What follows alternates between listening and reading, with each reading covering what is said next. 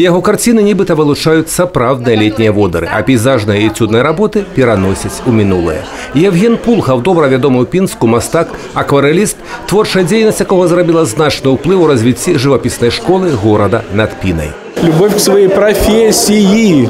Вот что он дал. Все разные ученики. Но каждый взял от него вот эту теплоту необычной силы, которая исходит от человека.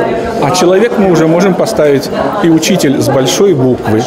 Вот если бы таких учителей было множество, я представляю, где бы был уровень культуры нашей Республики Беларусь. Очень много есть художников, профессионалов, очень много есть хороших педагогов. Но когда педагог и художник, профессионал, хороший профессионал сочетаются в одном человеке, это большая-большая редкость. И Евгений Петрович именно и был таким профессионалом, в котором сочетались неимоверные качества.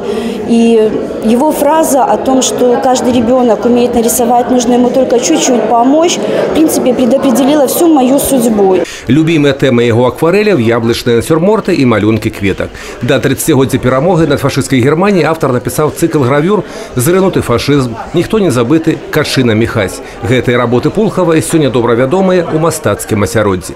Шмат працаваў выдатнік народнай адукацыі і ў галіне дэкаратыўна-прыкладнога мастацтва. Светлый был очень человек, очень светлый.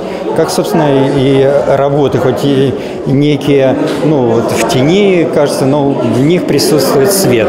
А если, вот как у Рембрандта, там они тоже довольно мрачноватые, но все свет является главным, так и вот и у Евгения Петровича.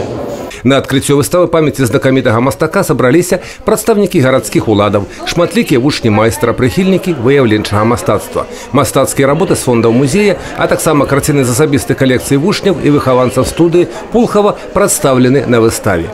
Экспазіцыя будзе працаваць на працягу месяца. Марыя Кобец, Юрый Печур, Александр Дзяшенко, тэлерадыёкампанія «Брэст».